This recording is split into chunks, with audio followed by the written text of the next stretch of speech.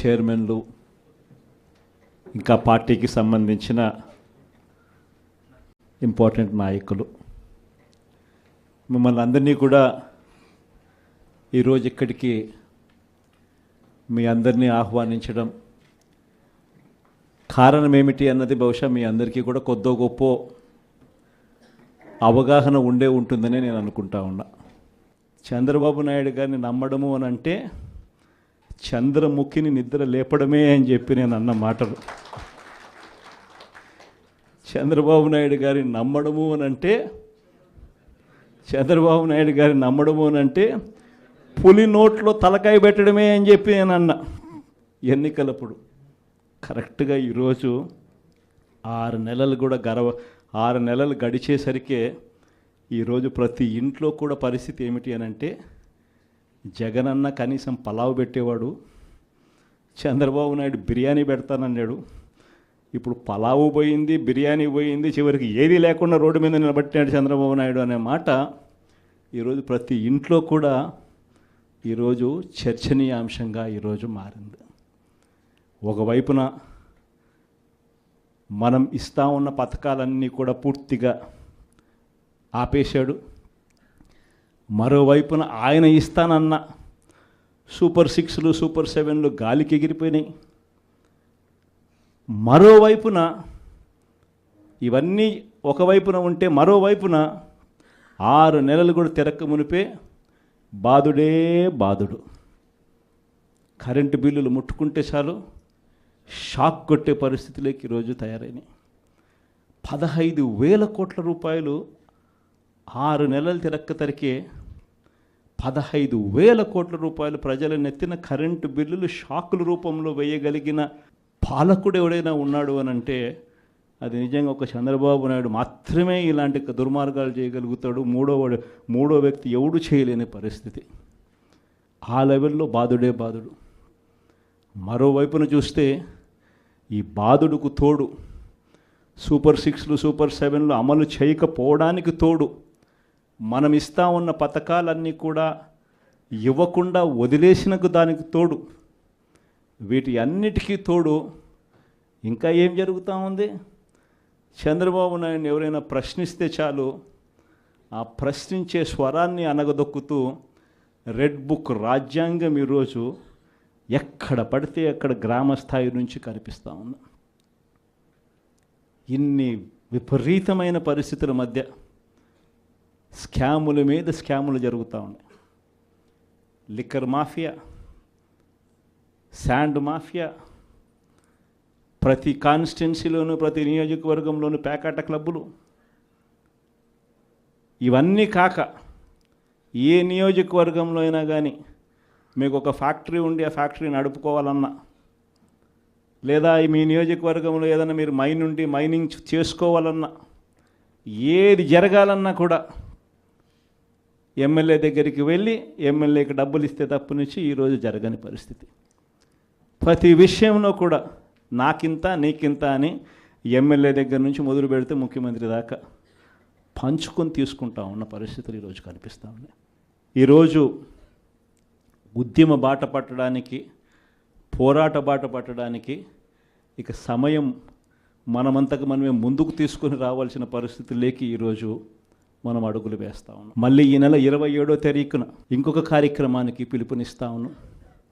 ఈ కార్యక్రమం కరెంటు బిల్లుల మీద షాక్ కొట్టే విధంగా ఏకంగా 15,000 కోట్ల రూపాయలు బాధుడు అనే కార్యక్రమానికి చంద్రబాబు నాయుడు గారు శ్రీకారం చుట్టారు.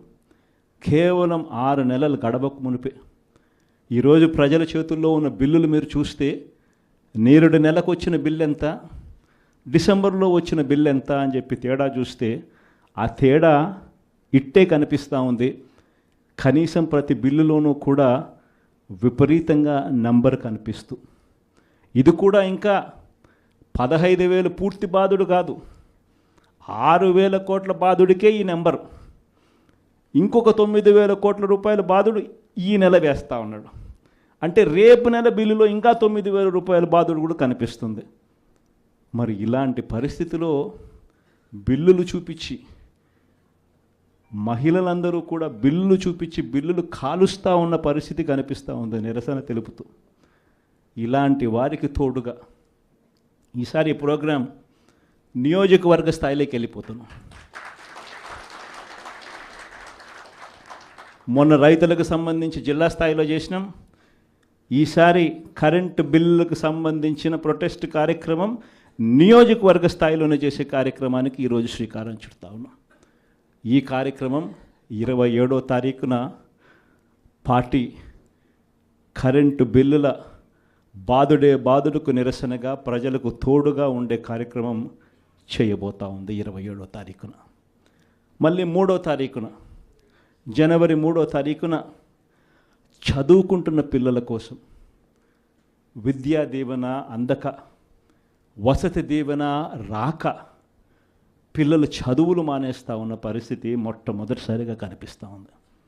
మన హయాంలో, మన వైఎస్ఆర్సీపీ హయాంలో ప్రతి 3 నెలలకు ఒకసారి, 3 నెలలు అయిపోయిన వెంటనే, ఆ త్రైమాసికం అయిపోయిన వెంటనే, జనవరి, ఫిబ్రవరి, మార్చ్ త్రైమాసికం అనుకుంటే ఏప్రిల్లో వెరిఫికేషన్ చేసేవాళ్ళం, మేలో తల్లుల ఖాతాల్లోకి ఆ డబ్బులు పంపించేవాళ్ళం. ఆ తల్లులు వెళ్ళి ఆ పిల్లలకు ఫీజులు కట్టేవాళ్ళు. ప్రతి త్రైమాసికం అయిపోయిన వెంటనే పిల్లల తల్లులకు ఆ డబ్బులు ఇచ్చి పిల్లల చదువులకు తోడుగా ఉండే పరిస్థితి మన హయాంలో జరిగితే, ఈరోజు ఆ విద్యా దీవెన పరిస్థితి ఏమిటి అని అంటే 4 త్రైమాసికాలు అయిపోయాయి. ఈ జనవరి 1వ తారీఖు వచ్చేసరికి ప్రతి త్రైమాసికం అయిపోయిన వెంటనే ఫీజులు ఇచ్చే పరిస్థితి నుంచి 4 త్రైమాసికాలు అయిపోయాయి. పిల్లలకు ఫీజులు అందని పరిస్థితి.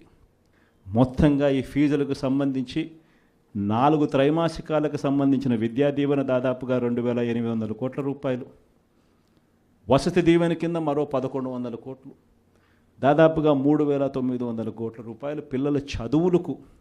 పిల్లలకి డబ్బులు రాక పిల్లలు ఈరోజు ఇంజనీరింగ్ మానేస్తూ ఉన్న పరిస్థితి, డిగ్రీ చదువుతూ ఉన్న పిల్లలు ఈరోజు చదవని పరిస్థితి, పనికి వెళ్ళాల్సిన పరిస్థితిలో ఈరోజు పిల్లలు ఉన్నారు. కాలేజీ యాజమాన్యాలు బిల్లులు కట్టమని చెప్పి పిల్లలను గట్టిగా అడుగుతూ ఉన్నాయి. డబ్బులు కట్టలేని పరిస్థితిలో పిల్లలు చదువులు మానేస్తూ ఉన్న పరిస్థితులు. వీళ్లకు తోడుగా, ఈ పిల్లలకు అండగా జనవరి 3వ తారీఖున మళ్ళీ ఈ ప్రోగ్రాం జిల్లా సెంట్రిక్గా చేద్దాం. జిల్లా సెంట్రిక్గా మళ్ళీ ఈ ప్రోగ్రాం జనవరి 3వ తారీఖున పిల్లల కోసం, పిల్లలకు తోడుగా ఉండేట్టుగా చేసే కార్యక్రమం ఈ కార్యక్రమం. ఇలా ప్రతి అడుగులోనూ కూడా ప్రజలకు అవసరం ఉంది, ప్రజలు ఇబ్బందుల్లో ఉన్నారు, ప్రజల తరపున మనం గొంతు విప్పాల్సిన పరిస్థితిలో ప్రతిపక్షంగా మనం ఉన్నాం అన్నది ప్రతి ఒక్కరం కూడా గుర్తుపెట్టుకోవాలి. ఎవ్వరూ కూడా ఎక్కడా కూడా భయపడద్దండి. ఏమున్నా కానీ ఢీకొందాం. మీ అందరికీ పార్టీ తోడుగా ఉంటుంది. మీ జగనన్న మీకు అందరికీ అండగా ఉంటాడు అన్నమాట చెప్తాను. మన సాగునీటి సంఘం ఎన్నికలు జరిగాయి. అది ఎందుకు ఎన్నికలు జరుపుతారో నాకే తెలియదుందా. ఎన్నికలు జరిగేసరికి ఒక ప్రజాస్వామ్యబద్ధంగా నువ్వు ఎన్నికలు జరిగేట్టుగా అయితే జరపండి ఎన్నికలు. అంతే తప్ప నుంచి నువ్వు నీ రైతులకు, నీ వాళ్లకు మాత్రమే ఎన్ఓసీలు ఇస్తారు, నో డ్యూ సర్టిఫికెట్లు ఇస్తారు. నీకు వ్యతిరేకంగా ఉన్న రైతులు, మామూలు రైతులు, సామాన్య రైతులకు నో డ్యూ సర్టిఫికెట్లు ఇవ్వకూడదు అని చెప్పి నువ్వు డిసైడ్ చేసుకున్నప్పుడు ఎందుకు ఎన్నికలు జరుపుతారు? గ్రామ స్థాయిలో ఇవ్వాల్సిన, సచివాలయ స్థాయిలో ఇవ్వాల్సిన విఆర్ఓలు, సచివాలయ స్థాయిలో ఇవ్వాల్సిన నో డ్యూ సర్టిఫికెట్లు సచివాలయ స్థాయిలో ఇవ్వకుండా మండల స్థాయిలోకి వాళ్ళందరినీ తీసుకొని వెళ్ళి ఆ సచివాలయాల్లో ఎవరు విఆర్ఓలు లేకోకుండా మండలాల్లో ఉండేట్టుగా చేసి పోలీసులను కాపలా పెట్టుకొని చేతుల పైకెత్తించి ఎన్నికలంట. ఎందుకు ఈ ఎన్నికలు జరుపుతారు? అది జరిగించి ఆ రకంగా ఎన్నికలు బుల్డోజ్ చేసి రైతులందరూ సంతోషంగా ఉండారు అని అంటారు. నిజంగా రైతులు సంతోషంగా ఉండారా లేదా అన్నది తెలియాలి అని అంటే ఒక్కసారి రాజీనామాలు చేసి బయటికి రండి. అప్పుడు అర్థమవుతుంది రైతులు సంతోషంగా ఉన్నారా, రైతులు సంతోషంగా లేరా, పెట్టుబడి సహాయం 20,000 ఏమైందని చెప్పి రైతులు అడుగుతూ ఉండేది అర్థమవుతుంది. ఉచిత పంటల బీమా ఏమైందని రైతులు అడుగుతూ ఉన్నది అర్థమవుతుంది. ఆర్బీకేలు ఎందుకు సరిగ్గా పనిచేయడం లేదని చెప్పి రైతులు అడుగుతూ ఉన్నది అర్థమవుతుంది. ఇవన్నీ అర్థం కావాలి అని అంటే ప్రజాస్వామ్యబద్ధంగా ఎన్నికలు జరిగితే అర్థమవుతుంది.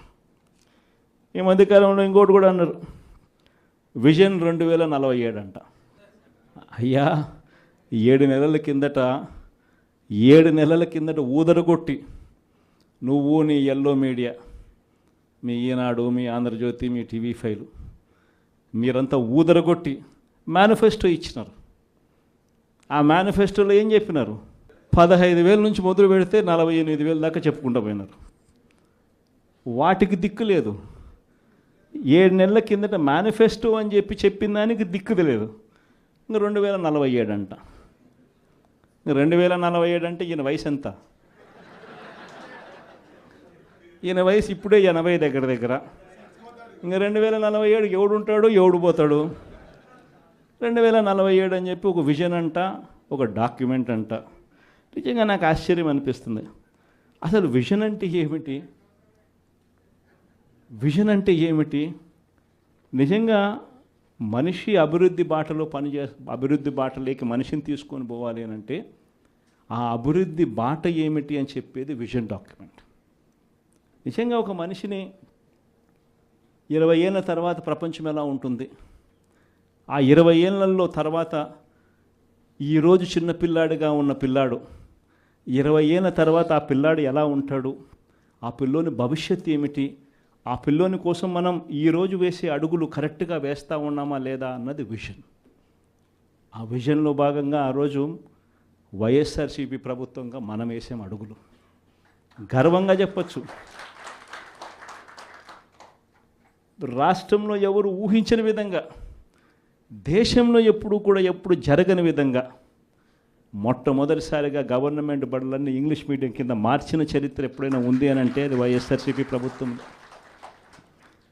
మొట్టమొదటిసారిగా గవర్నమెంట్ బడులలో ఇంతకుముందు ఎప్పుడు ఊహకు కూడా అద్దేటివి కాదు. ఎవరైనా ఎవరి దగ్గరికైనా వచ్చి గవర్నమెంట్ బడులు ప్రైవేట్ బడులతో ఎప్పుడూ పోటీ పడలేవు అనే మాటలు మనం అంతా వింటూ ఉంటాం. మొట్టమొదటిసారిగా ప్రైవేటు బడులు గవర్నమెంట్ బడులతో పోటీ పడే పరిస్థితి ఎప్పుడైనా వచ్చింది అని అంటే అది ఒక్క వైఎస్ఆర్సీపీ ప్రభుత్వ హయాంలో మాత్రమే. మొట్టమొదటిసారిగా బడులల్లో నాడు నేడు కార్యక్రమంతో బడులు రూపురేఖలు మారాయి.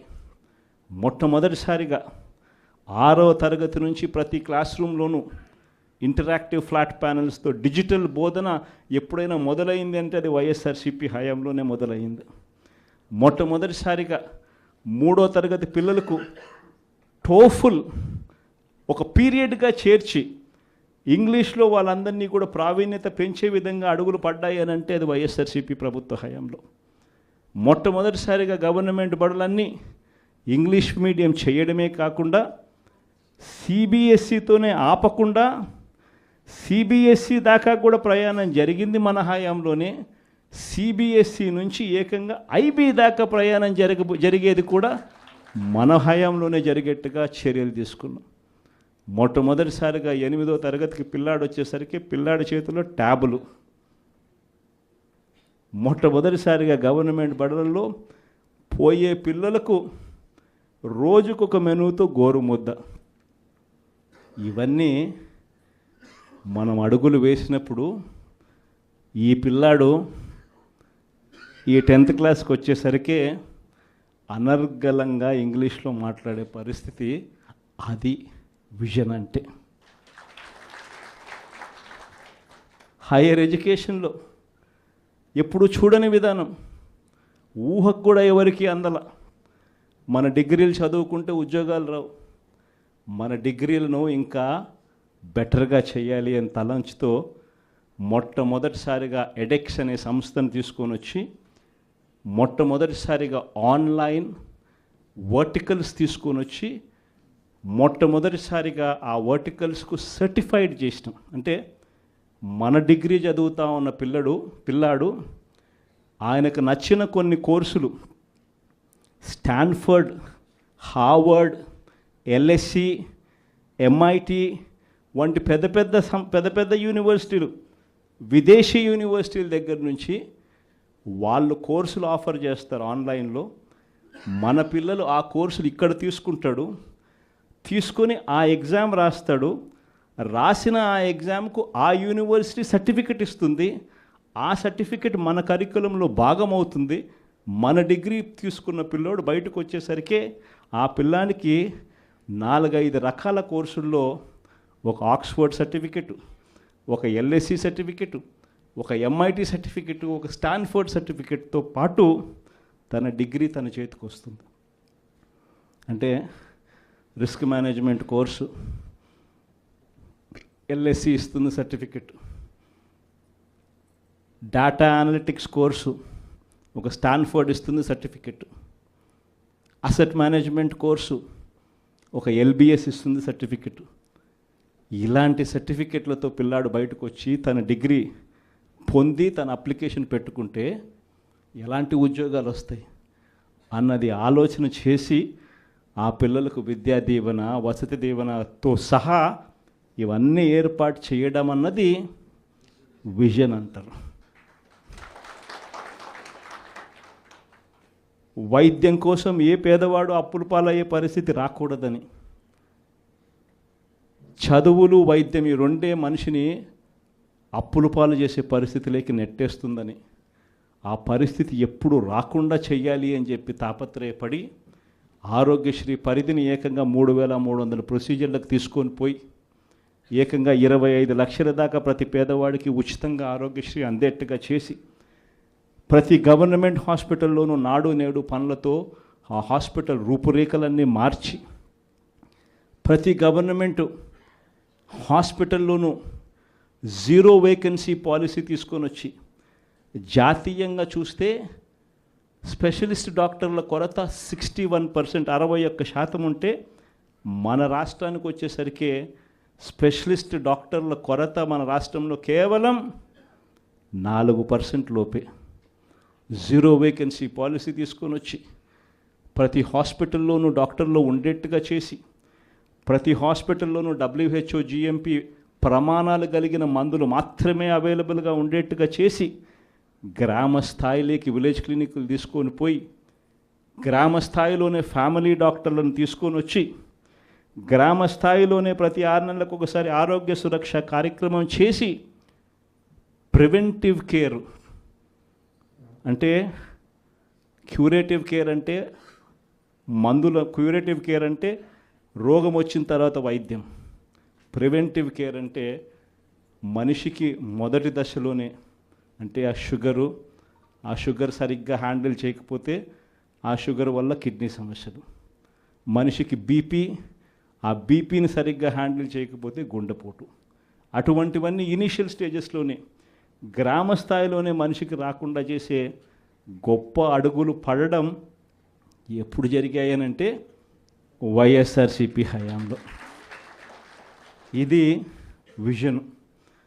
రైతుకి ఇబ్బంది రాకుండా రైతుని చెయ్యి పట్టుకొని నడిపించే పరిస్థితి ఉండాలని ఒక అగ్రికల్చరల్ గ్రాడ్యుయేట్ను ఆర్బీకే కేంద్రంగా అక్కడే కూర్చోబెట్టడం విజన్. ప్రతి ఎకరాను ఈ క్రాప్ చేయడం విజన్. ప్రతి ఎకరా ఈ క్రాప్ చేయడమే కాకుండా ప్రతి ఎకరాకు రైతుకు తోడుగా ఉంటూ ఆ రైతు ఇన్సూరెన్స్ చేసుకోకపోయినా ఆటోమేటిక్గా రైతుకు విపత్తు వచ్చినప్పుడు ఇన్సూరెన్స్ అనేది ఆటోమేటిక్గా రైతుకు వచ్చేట్టుగా ఉచిత పంటల బీమా తీసుకొని రావడం ఒక విజన్. రైతులకు దళారీ వ్యవస్థ లేకుండా ఆర్బీకే కేంద్రాల దగ్గరనే కొనుగోలు చేసేట్టుగా చేసి రైతుకు పూర్తి గిట్టుబాటు ధర ఇచ్చేట్టుగా చేయడం అన్నది విజన్. ఈ రకంగా మార్పులు జరిగింది వ్యవసాయ రంగంలో ఎప్పుడు అనంటే అది కూడా వైఎస్ఆర్సీపీ హయాంలోనే. విజన్ అంటే ఇంకోటి తెలుసా, ఇంకొక విజన్ గురించి కూడా చెప్పాలి. మన ప్రభుత్వం రాకమునుపు ఎవరైనా కూడా అనుకున్నారా ₹1 ప్రభుత్వం ఇస్తే ఆ రూపాయి నేరుగా ప్రజల దగ్గరికి వెళ్ళే పరిస్థితి ఎప్పుడైనా ఉంటుందని చెప్పి ఎవరైనా అనుకున్నారా? అలాంటి విజన్ తీసుకొచ్చింది మనం. గ్రామ స్వరాజ్యానికి అర్థం చెబుతూ ప్రతి గ్రామంలోనూ ఓ సచివాలయ వ్యవస్థ, 540 రకాల సేవలు ప్రతి గ్రామంలోనూ అందుబాటులోకి తీసుకొని రావడం, ప్రతి 60-70 ఇళ్ళకు ఒక వాలంటీర్ వ్యవస్థ. ప్రతి పథకము కూడా కులం చూడకుండా, మతం చూడకుండా, రాజకీయాలు చూడకుండా, లంచాలు లేకుండా ప్రతి ఇంటికి చేర్చగలిగిన పరిస్థితి ఎప్పుడైనా వచ్చింది అని అంటే అది ఒక్క వైఎస్ఆర్సీపీ హయాంలో. ఇది విజన్. ఇలాంటి విజన్ అంటారు. కానీ మేనిఫెస్టోని ఎలా ఎగరగొట్టాలి, ఎగరగొట్టిన నేపథ్యంలో మళ్ళీ టాపిక్ డైవర్ట్ చేసేందుకు చూపించాల్సిన డ్రామాలో భాగంగా 2047 నేను ఉంటానో ఉండనో, నా వయసు ఎంత ఉంటుందో ఉండదో చెప్పేద్దాం, పోయేది ఏముంది, రంగురంగుల భవనాలతో రంగురంగుల కథలు చెప్పేద్దాము, ప్రజలు ఎట్టా మోసపోతారు, మోసం చేసేద్దాం అనుకునేదాన్ని విజన్ అనరు, 420 అంటారు. ఏప్రిల్ మాసంలో 66,34,742 మంది పెన్షన్లు ఉంటే చంద్రబాబు నాయుడు వచ్చి 6 నెలలు అయిపోయింది. ఈ 6 నెలల కాలంలో డిసెంబర్లో మొన్న పంపిణీ చేసిన పెన్షన్ ఎంత తెలుసా? 63,20,222. అంటే 3,14,460 పెన్షన్లు కట్టు. చంద్రబాబు నాయుడు వచ్చిన 6 నెలల కాలంలో కొత్త పెన్షన్లు ఒక్కరికి ఇవ్వకపోగా ఉన్న పెన్షన్లు 3,14,000 కట్టు కావడమే కాకుండా ఏమన్నాడు మొన్న ఏదో సర్వే అంట, ప్రతి జిల్లాకు ఒక సచివాలయం అని చెప్పి సర్వే చేయించినాడు. 10,000 మందిని సర్వే అంట చేయించినాడు. అందులో ఆయనంతకు ఆయన చెప్పినాడు 534 మంది ఫ్రాడ్ అని. అంటే రెడీ, మళ్ళీ 5% కట్టు. అంటే మళ్ళీ 2 నెలల్లో మళ్ళీ 3-4 లక్షలు కట్ చేయడానికి మళ్ళీ సిద్ధం. చంద్రబాబు నాయుడు హయాంలో 8 నెలలు 7 నెలలు తిరక్క మునిపే ఇప్పటికే 3 లక్షలు పోయినాయి. ఇంకా 3 నెలలు తిరక్కసరికే మళ్ళీ 4 లక్షలు తీసేయడానికి మళ్ళీ రంగం సిద్ధం. పెన్షన్ల పరిస్థితి ఇది. ఇలాంటి పరిస్థితుల మధ్య పోరుబాటకు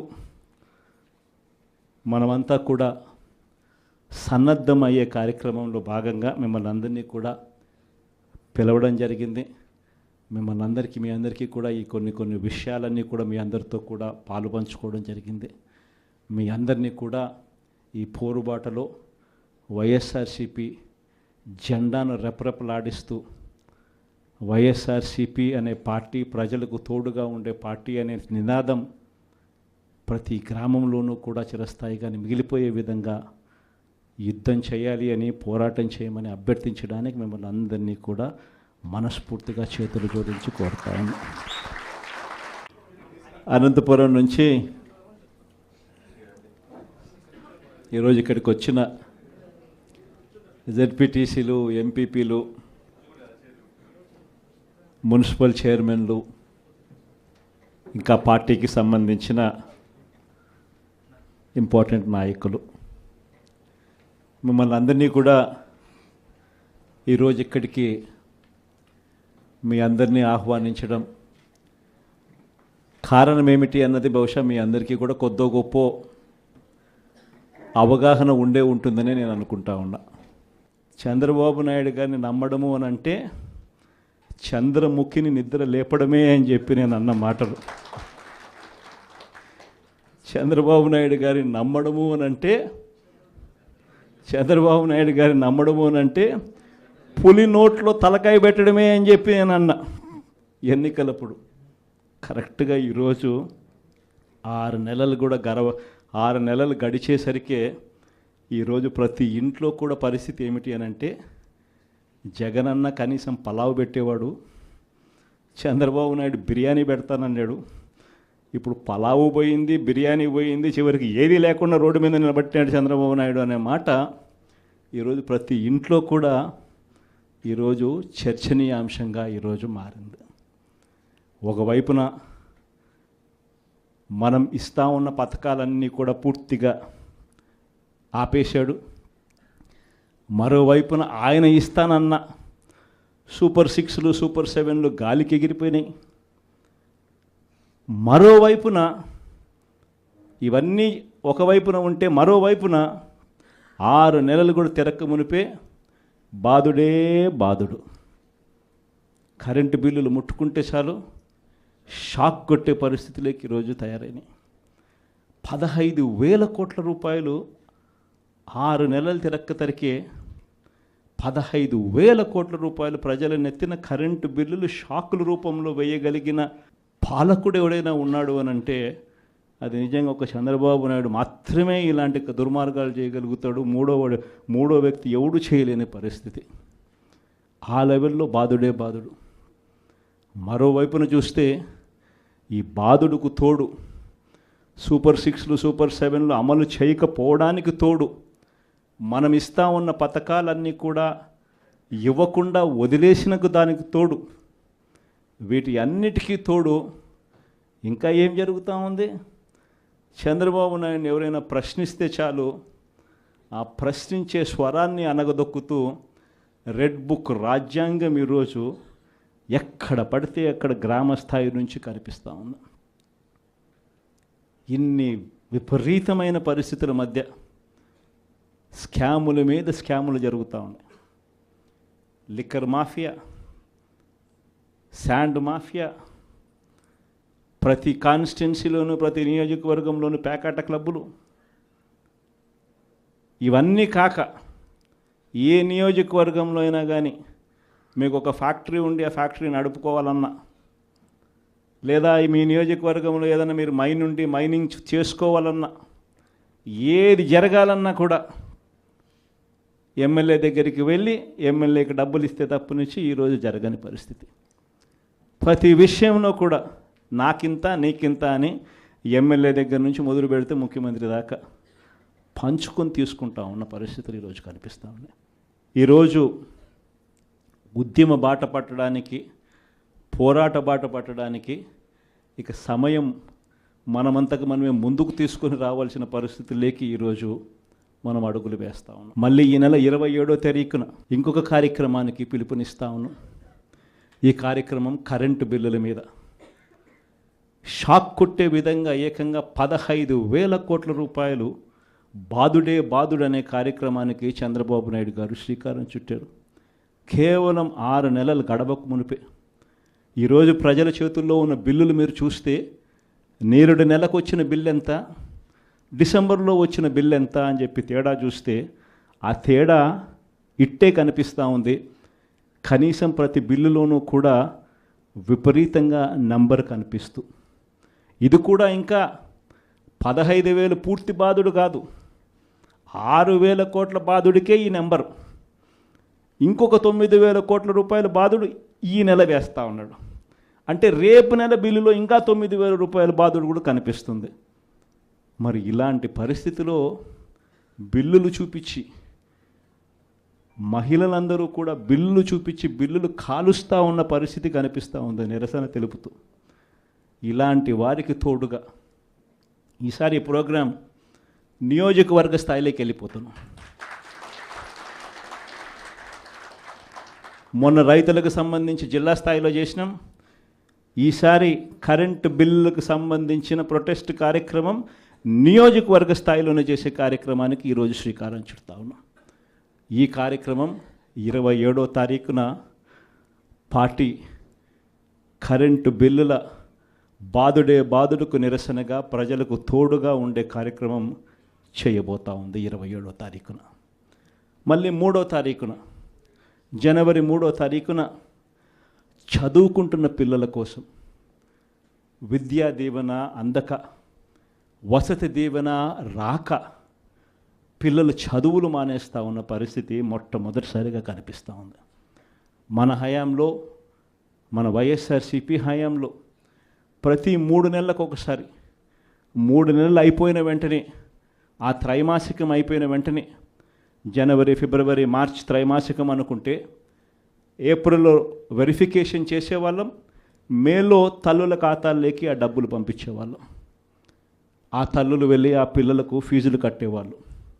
ప్రతి త్రైమాసికం అయిపోయిన వెంటనే పిల్లల తల్లులకు ఆ డబ్బులు ఇచ్చి పిల్లల చదువులకు తోడుగా ఉండే పరిస్థితి మన హయాంలో జరిగితే, ఈరోజు ఆ విద్యా దీవెన పరిస్థితి ఏమిటి అని అంటే 4 త్రైమాసికాలు అయిపోయాయి. ఈ జనవరి 1వ తారీఖు వచ్చేసరికి ప్రతి త్రైమాసికం అయిపోయిన వెంటనే ఫీజులు ఇచ్చే పరిస్థితి నుంచి 4 త్రైమాసికాలు అయిపోయాయి. పిల్లలకు ఫీజులు అందని పరిస్థితి. మొత్తంగా ఈ ఫీజులకు సంబంధించి 4 త్రైమాసికాలకు సంబంధించిన విద్యా దీవెన దాదాపుగా 2,800 కోట్ల రూపాయలు, వసతి దీవెన కింద మరో 1,100 కోట్లు, దాదాపుగా 3,900 కోట్ల రూపాయలు పిల్లల చదువులకు. పిల్లలకి డబ్బులు రాక పిల్లలు ఈరోజు ఇంజనీరింగ్ మానేస్తూ ఉన్న పరిస్థితి, డిగ్రీ చదువుతూ ఉన్న పిల్లలు ఈరోజు చదవని పరిస్థితి, పనికి వెళ్ళాల్సిన పరిస్థితిలో ఈరోజు పిల్లలు ఉన్నారు. కాలేజీ యాజమాన్యాలు బిల్లులు కట్టమని చెప్పి పిల్లలను గట్టిగా అడుగుతూ ఉన్నాయి. డబ్బులు కట్టలేని పరిస్థితిలో పిల్లలు చదువులు మానేస్తూ ఉన్న పరిస్థితులు. వీళ్లకు తోడుగా ఈ పిల్లలకు అండగా జనవరి 3వ తారీఖున మళ్ళీ ఈ ప్రోగ్రాం జిల్లా సెంట్రిక్గా చేద్దాం. జిల్లా సెంట్రిక్గా మళ్ళీ ఈ ప్రోగ్రాం జనవరి 3వ తారీఖున పిల్లల కోసం, పిల్లలకు తోడుగా ఉండేట్టుగా చేసే కార్యక్రమం ఈ కార్యక్రమం. ఇలా ప్రతి అడుగులోనూ కూడా ప్రజలకు అవసరం ఉంది, ప్రజలు ఇబ్బందుల్లో ఉన్నారు, ప్రజల తరపున మనం గొంతు విప్పాల్సిన పరిస్థితిలో ప్రతిపక్షంగా మనం ఉన్నాం అన్నది ప్రతి ఒక్కరం కూడా గుర్తుపెట్టుకోవాలి. ఎవ్వరూ కూడా ఎక్కడా కూడా భయపడద్దండి. ఏమున్నా కానీ ఢీకొందాం.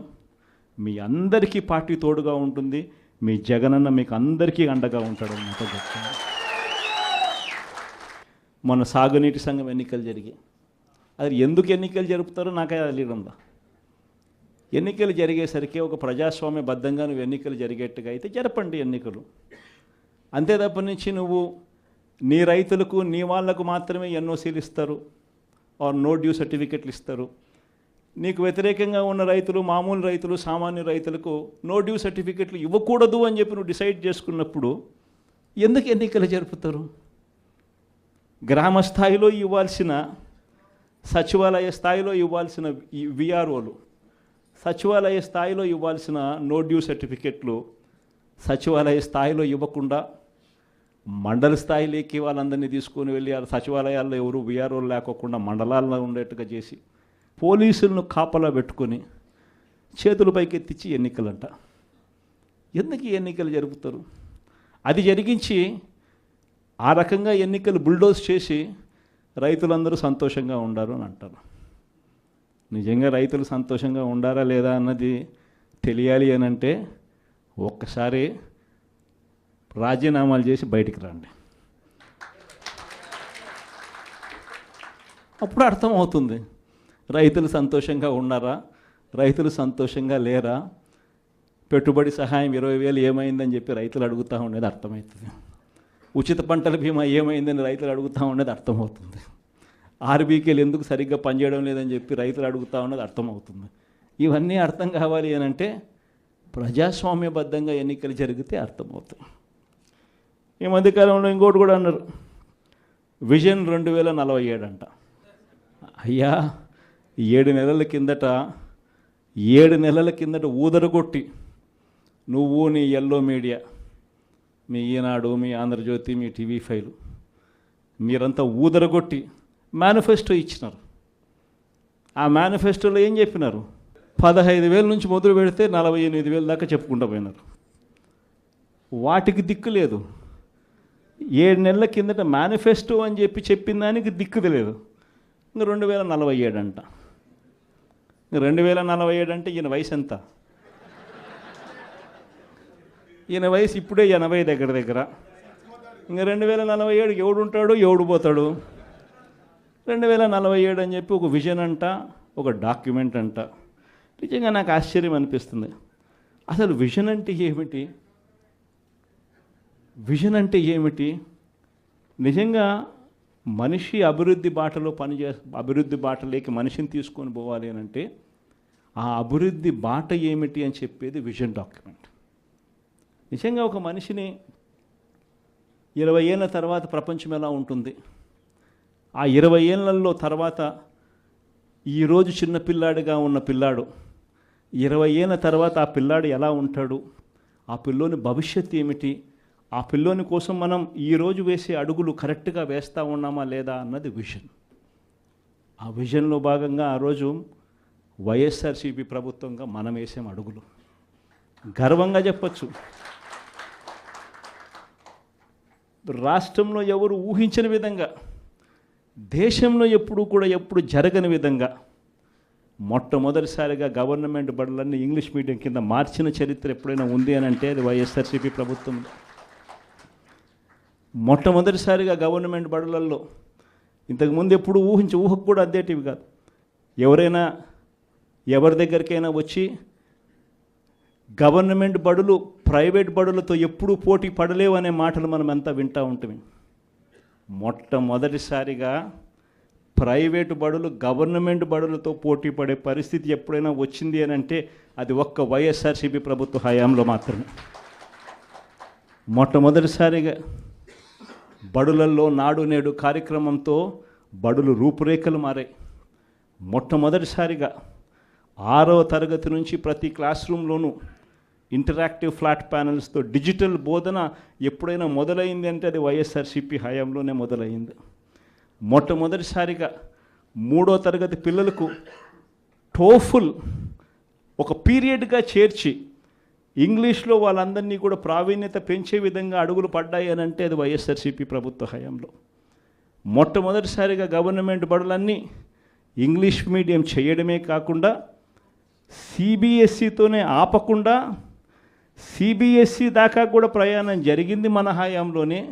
సిబిఎస్ఈ నుంచి ఏకంగా ఐబీ దాకా ప్రయాణం జరిగేది కూడా మన హయాంలోనే జరిగేట్టుగా చర్యలు తీసుకున్నాం. మొట్టమొదటిసారిగా 8వ తరగతికి పిల్లాడు వచ్చేసరికి పిల్లాడి చేతిలో ట్యాబులు. మొట్టమొదటిసారిగా గవర్నమెంట్ బడులలో పోయే పిల్లలకు రోజుకొక మెనూతో గోరుముద్ద. ఇవన్నీ మనం అడుగులు వేసినప్పుడు ఈ పిల్లాడు ఈ 10th క్లాస్కి వచ్చేసరికి అనర్గళంగా ఇంగ్లీష్లో మాట్లాడే పరిస్థితి. అది విజన్ అంటే. హైయర్ ఎడ్యుకేషన్లో ఎప్పుడు చూడని విధానం, ఊహకు కూడా ఎవరికి అందల.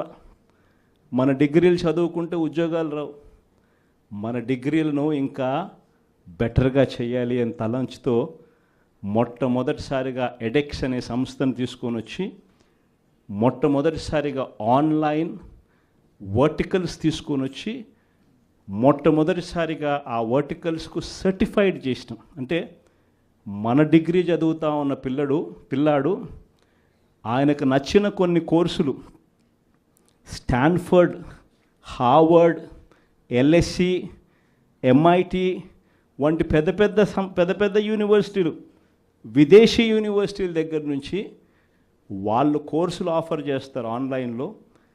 మన పిల్లలు ఆ కోర్సులు ఇక్కడ తీసుకొని ఆ ఎగ్జామ్ రాస్తాడు. రాసిన ఆ ఎగ్జామ్కు ఆ యూనివర్సిటీ సర్టిఫికెట్ ఇస్తుంది. ఆ సర్టిఫికెట్ మన కరికులంలో భాగమవుతుంది.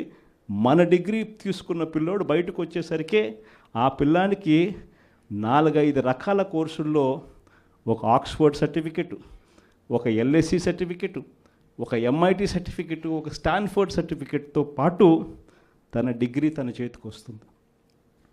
అంటే రిస్క్ మేనేజ్మెంట్ కోర్సు ఎల్ఎస్సి ఇస్తుంది సర్టిఫికెట్, డేటా అనలిటిక్స్ కోర్సు ఒక స్టాన్ఫర్డ్ ఇస్తుంది సర్టిఫికెట్, అసెట్ మేనేజ్మెంట్ కోర్సు ఒక ఎల్బిఎస్ ఇస్తుంది సర్టిఫికెట్. ఇలాంటి సర్టిఫికెట్లతో పిల్లాడు బయటకు వచ్చి తన డిగ్రీ పొంది తన అప్లికేషన్ పెట్టుకుంటే ఎలాంటి ఉద్యోగాలు వస్తాయి అన్నది ఆలోచన చేసి ఆ పిల్లలకు విద్యా దీవెన, వసతి దీవెనతో సహా ఇవన్నీ ఏర్పాటు చేయడం అన్నది విజన్ అంటారు. వైద్యం కోసం ఏ పేదవాడు అప్పుల పాలయ్యే పరిస్థితి రాకూడదని, చదువులు వైద్యం ఈ రెండే మనిషిని అప్పుల పాలు చేసే పరిస్థితిలోకి నెట్టేస్తుందని, ఆ పరిస్థితి ఎప్పుడు రాకుండా చెయ్యాలి అని చెప్పి తాపత్రయపడి ఆరోగ్యశ్రీ పరిధిని ఏకంగా 3,300 ప్రొసీజర్లకు తీసుకొని పోయి ఏకంగా 25 లక్షల దాకా ప్రతి పేదవాడికి ఉచితంగా ఆరోగ్యశ్రీ అందేట్టుగా చేసి ప్రతి గవర్నమెంట్ హాస్పిటల్లోనూ నాడు నేడు పనులతో ఆ హాస్పిటల్ రూపురేఖలన్నీ మార్చి ప్రతి గవర్నమెంట్ హాస్పిటల్లోనూ 0 వేకెన్సీ పాలసీ తీసుకొని వచ్చి జాతీయంగా చూస్తే స్పెషలిస్ట్ డాక్టర్ల కొరత 61%, 61% ఉంటే మన రాష్ట్రానికి వచ్చేసరికి స్పెషలిస్ట్ డాక్టర్ల కొరత మన రాష్ట్రంలో కేవలం 4% లోపే. 0 వేకెన్సీ పాలసీ తీసుకొని వచ్చి ప్రతి హాస్పిటల్లోనూ డాక్టర్లు ఉండేట్టుగా చేసి, ప్రతి హాస్పిటల్లోనూ WHO GMP ప్రమాణాలు కలిగిన మందులు మాత్రమే అవైలబుల్గా ఉండేట్టుగా చేసి, గ్రామ స్థాయిలోకి విలేజ్ క్లినిక్లు తీసుకొని పోయి, గ్రామ స్థాయిలోనే ఫ్యామిలీ డాక్టర్లను తీసుకొని వచ్చి, గ్రామ స్థాయిలోనే ప్రతి 6 నెలలకు ఒకసారి ఆరోగ్య సురక్ష కార్యక్రమం చేసి, ప్రివెంటివ్ కేర్ అంటే క్యూరేటివ్ కేర్ అంటే క్యూరేటివ్ కేర్ అంటే రోగం వచ్చిన తర్వాత వైద్యం. ప్రివెంటివ్ కేర్ అంటే మనిషికి మొదటి దశలోనే, అంటే ఆ షుగర్ సరిగ్గా హ్యాండిల్ చేయకపోతే ఆ షుగర్ వల్ల కిడ్నీ సమస్యలు, మనిషికి బీపీ, ఆ బీపీని సరిగ్గా హ్యాండిల్ చేయకపోతే గుండెపోటు, అటువంటివన్నీ ఇనీషియల్ స్టేజెస్లోనే గ్రామ స్థాయిలోనే మనిషికి రాకుండా చేసే గొప్ప అడుగులు పడడం ఎప్పుడు జరిగాయనంటే వైఎస్ఆర్సీపీ హయాంలో. ఇది విజన్. రైతుకి ఇబ్బంది రాకుండా, రైతుని చెయ్యి పట్టుకొని నడిపించే పరిస్థితి ఉండాలని ఒక అగ్రికల్చరల్ గ్రాడ్యుయేట్ను ఆర్బీకే కేంద్రంగా అక్కడే కూర్చోబెట్టడం విజన్. ప్రతి ఎకరాను ఈ క్రాప్ చేయడం విజన్. ప్రతి ఎకరా ఈ క్రాప్ చేయడమే కాకుండా ప్రతి ఎకరాకు రైతుకు తోడుగా ఉంటూ ఆ రైతు ఇన్సూరెన్స్ చేసుకోకపోయినా ఆటోమేటిక్గా రైతుకు విపత్తు వచ్చినప్పుడు ఇన్సూరెన్స్ అనేది ఆటోమేటిక్గా రైతుకు వచ్చేట్టుగా ఉచిత పంటల బీమా తీసుకొని రావడం ఒక విజన్. రైతులకు దళారీ వ్యవస్థ లేకుండా ఆర్బీకే కేంద్రాల దగ్గరనే కొనుగోలు చేసేట్టుగా చేసి రైతుకు పూర్తి గిట్టుబాటు ధర ఇచ్చేట్టుగా చేయడం అన్నది విజన్. ఈ రకంగా మార్పులు జరిగింది వ్యవసాయ రంగంలో ఎప్పుడు అనంటే అది కూడా వైఎస్ఆర్సీపీ హయాంలోనే. విజన్ అంటే ఇంకోటి తెలుసా, ఇంకొక విజన్ గురించి కూడా చెప్పాలి.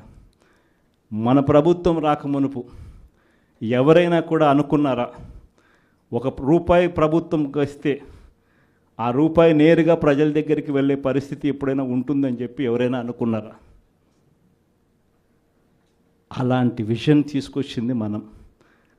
గ్రామ స్వరాజ్యానికి అర్థం చెబుతూ ప్రతి గ్రామంలోనూ ఓ సచివాలయ వ్యవస్థ, 540 రకాల సేవలు ప్రతి గ్రామంలోనూ అందుబాటులోకి తీసుకొని రావడం, ప్రతి 60-70 ఇళ్ళకు ఒక వాలంటీర్ వ్యవస్థ, ప్రతి పథకము కూడా కులం చూడకుండా, మతం చూడకుండా, రాజకీయాలు చూడకుండా, లంచాలు లేకుండా ప్రతి ఇంటికి చేర్చగలిగిన పరిస్థితి ఎప్పుడైనా వచ్చింది అని అంటే అది ఒక్క వైఎస్ఆర్సీపీ హయాంలో.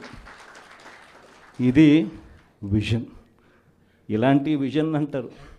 కానీ మేనిఫెస్టోని ఎలా ఎగరగొట్టాలి, ఎగరగొట్టిన నేపథ్యంలో మళ్ళీ టాపిక్ డైవర్ట్ చేసేందుకు చూపించాల్సిన డ్రామాలో భాగంగా 2047 నేను ఉంటానో ఉండనో, నా వయసు ఎంత ఉంటుందో ఉండదో చెప్పేద్దాం, పోయేదేముంది, రంగురంగుల భవనాలతో రంగురంగుల కథలు చెప్పేద్దాము, ప్రజలు ఎట్టా మోసపోతారు, మోసం చేసేద్దాం అనుకునేదాన్ని విజన్ అనరు, 420 అంటారు. ఏప్రిల్ మాసంలో 66,34,742 మంది పెన్షన్లుంటే చంద్రబాబు నాయుడు వచ్చి 6 నెలలు అయిపోయింది. ఈ 6 నెలల కాలంలో డిసెంబర్లో మొన్న పంపిణీ చేసిన పెన్షన్ ఎంత తెలుసా?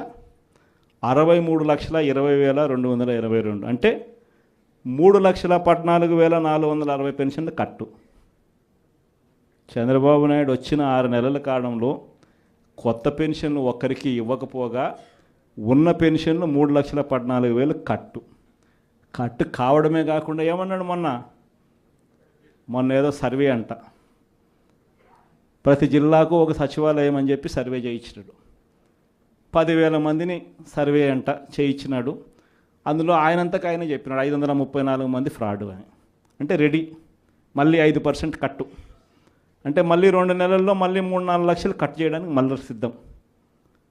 చంద్రబాబు నాయుడు హయాంలో 8 నెలలు 7 నెలలు తిరక్క మునిపే ఇప్పటికే 3 లక్షలు పోయినాయి. ఇంకా 3 నెలలు తిరక్కసరికే మళ్ళీ 4 లక్షలు తీసేయడానికి మళ్ళీ రంగం సిద్ధం. పెన్షన్ల పరిస్థితి ఇది. ఇలాంటి పరిస్థితుల మధ్య పోరుబాటకు మనమంతా కూడా సన్నద్ధమయ్యే కార్యక్రమంలో భాగంగా మిమ్మల్ని అందరినీ కూడా పిలవడం జరిగింది. మిమ్మల్ని అందరికీ మీ అందరికీ కూడా ఈ కొన్ని విషయాలన్నీ కూడా మీ అందరితో కూడా పాలు పంచుకోవడం జరిగింది. మీ అందరినీ కూడా ఈ పోరుబాటలో వైఎస్ఆర్సీపీ జెండాను రెపరెపలాడిస్తూ వైఎస్ఆర్సీపీ అనే పార్టీ ప్రజలకు తోడుగా ఉండే పార్టీ అనే నినాదం ప్రతి గ్రామంలోనూ కూడా చిరస్థాయిగా మిగిలిపోయే విధంగా యుద్ధం చేయాలి అని, పోరాటం చేయమని అభ్యర్థించడానికి మిమ్మల్ని అందరినీ కూడా మనస్ఫూర్తిగా చేతులు జోడించి కోరుతాను.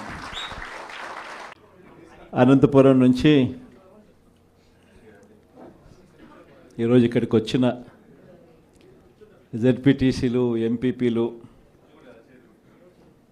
మున్సిపల్ చైర్మన్లు, ఇంకా పార్టీకి సంబంధించిన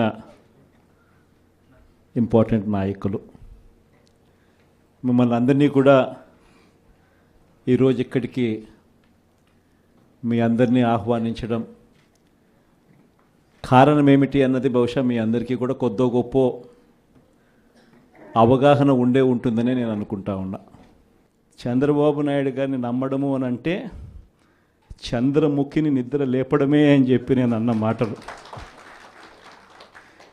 చంద్రబాబు నాయుడు గారిని నమ్మడము అని అంటే పులి నోట్లో తలకాయ పెట్టడమే అని చెప్పి నేను అన్న ఎన్నికలప్పుడు. కరెక్ట్గా ఈరోజు 6 నెలలు గడిచేసరికే ఈరోజు ప్రతి ఇంట్లో కూడా పరిస్థితి ఏమిటి అని అంటే, జగనన్న కనీసం పలావ్ పెట్టేవాడు, చంద్రబాబు నాయుడు బిర్యానీ పెడతానన్నాడు. ఇప్పుడు పలావు పోయింది, బిర్యానీ పోయింది, చివరికి ఏది లేకుండా రోడ్డు మీద నిలబట్టాడు చంద్రబాబు నాయుడు అనే మాట ఈరోజు ప్రతి ఇంట్లో కూడా ఈరోజు చర్చనీయాంశంగా ఈరోజు మారింది. ఒకవైపున మనం ఇస్తా ఉన్న పథకాలన్నీ కూడా పూర్తిగా ఆపేశాడు, మరోవైపున ఆయన ఇస్తానన్న సూపర్ 6లు, సూపర్ 7లు గాలికి ఎగిరిపోయినాయి. మరోవైపున ఇవన్నీ ఒకవైపున ఉంటే మరోవైపున 6 నెలలు కూడా తిరక్క మునిపే బాధుడు. కరెంటు బిల్లులు ముట్టుకుంటే చాలు షాక్ కొట్టే పరిస్థితులకి ఈరోజు తయారైనాయి. 15,000 కోట్ల రూపాయలు 6 నెలలు తిరక్క తరికే 15,000 కోట్ల రూపాయలు ప్రజల నెత్తిన కరెంటు బిల్లులు షాకుల రూపంలో వేయగలిగిన పాలకుడు ఎవడైనా ఉన్నాడు అని అంటే అది నిజంగా ఒక చంద్రబాబు నాయుడు మాత్రమే ఇలాంటి దుర్మార్గాలు చేయగలుగుతాడు. మూడో వ్యక్తి ఎవడు చేయలేని పరిస్థితి. ఆ లెవెల్లో బాధుడు.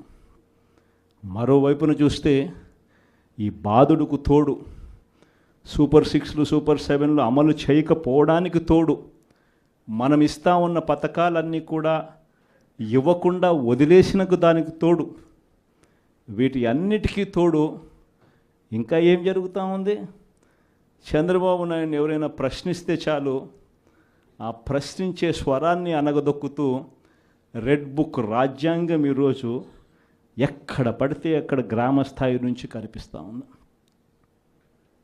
ఇన్ని విపరీతమైన పరిస్థితుల మధ్య స్కాముల మీద స్కాములు జరుగుతూ ఉన్నాయి. లిక్కర్ మాఫియా, శాండ్ మాఫియా, ప్రతి కాన్స్టిట్యున్సీలోనూ ప్రతి నియోజకవర్గంలోనూ పేకాట క్లబ్బులు, ఇవన్నీ కాక ఏ నియోజకవర్గంలో అయినా కానీ మీకు ఒక ఫ్యాక్టరీ ఉండి ఆ ఫ్యాక్టరీ నడుపుకోవాలన్నా, లేదా మీ నియోజకవర్గంలో ఏదైనా మీరు మైనింగ్ చేసుకోవాలన్నా, ఏది జరగాలన్నా కూడా ఎమ్మెల్యే దగ్గరికి వెళ్ళి ఎమ్మెల్యేకి డబ్బులు ఇస్తే తప్పు నుంచి ఈరోజు జరగని పరిస్థితి. ప్రతి విషయంలో కూడా నాకింత నీకింత అని ఎమ్మెల్యే దగ్గర నుంచి మొదలు పెడితే ముఖ్యమంత్రి దాకా పంచుకొని తీసుకుంటా ఉన్న పరిస్థితులు ఈరోజు కనిపిస్తూ ఉన్నాయి. ఈరోజు ఉద్యమ బాట పట్టడానికి, పోరాట బాట పట్టడానికి ఇక సమయం మనమంతకు మనమే ముందుకు తీసుకొని రావాల్సిన పరిస్థితుల్లోకి ఈరోజు మనం అడుగులు వేస్తా ఉన్నాం. మళ్ళీ ఈ నెల 27వ తారీఖున ఇంకొక కార్యక్రమానికి పిలుపునిస్తా ఉన్నాం. ఈ కార్యక్రమం కరెంటు బిల్లుల మీద షాక్ కొట్టే విధంగా ఏకంగా 15,000 కోట్ల రూపాయలు బాదుడే బాదుడు అనే కార్యక్రమానికి చంద్రబాబు నాయుడు గారు శ్రీకారం చుట్టారు. కేవలం 6 నెలలు గడవకు మునిపే ఈరోజు ప్రజల చేతుల్లో ఉన్న బిల్లులు మీరు చూస్తే నేరుడు నెలకు వచ్చిన బిల్లు ఎంత, డిసెంబర్లో వచ్చిన బిల్లు ఎంత అని చెప్పి తేడా చూస్తే ఆ తేడా ఇట్టే కనిపిస్తూ ఉంది. కనీసం ప్రతి బిల్లులోనూ కూడా విపరీతంగా నంబర్ కనిపిస్తూ, ఇది కూడా ఇంకా 15,000 పూర్తి బాధుడు కాదు, 6,000 కోట్ల బాధుడికే ఈ నెంబర్. ఇంకొక 9,000 కోట్ల రూపాయల బాధుడు ఈ నెల వేస్తూ ఉన్నాడు. అంటే రేపు నెల బిల్లులో ఇంకా 9,000 రూపాయల బాధుడు కూడా కనిపిస్తుంది. మరి ఇలాంటి పరిస్థితిలో బిల్లులు చూపించి మహిళలందరూ కూడా బిల్లులు చూపించి బిల్లులు కాలుస్తూ ఉన్న పరిస్థితి కనిపిస్తూ ఉంది నిరసన తెలుపుతూ. ఇలాంటి వారికి తోడుగా ఈసారి ఈ ప్రోగ్రాం నియోజకవర్గ స్థాయిలోకి వెళ్ళిపోతున్నాం. మొన్న రైతులకు సంబంధించి జిల్లా స్థాయిలో చేసినాం.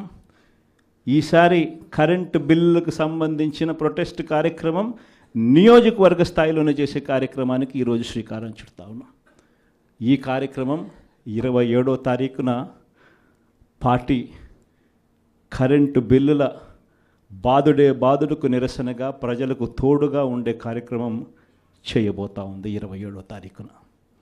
మళ్ళీ 3వ తారీఖున జనవరి 3వ తారీఖున చదువుకుంటున్న పిల్లల కోసం విద్యా దీవెన అందక, వసతి దీవెన రాక పిల్లలు చదువులు మానేస్తూ ఉన్న పరిస్థితి మొట్టమొదటిసారిగా కనిపిస్తూ ఉంది.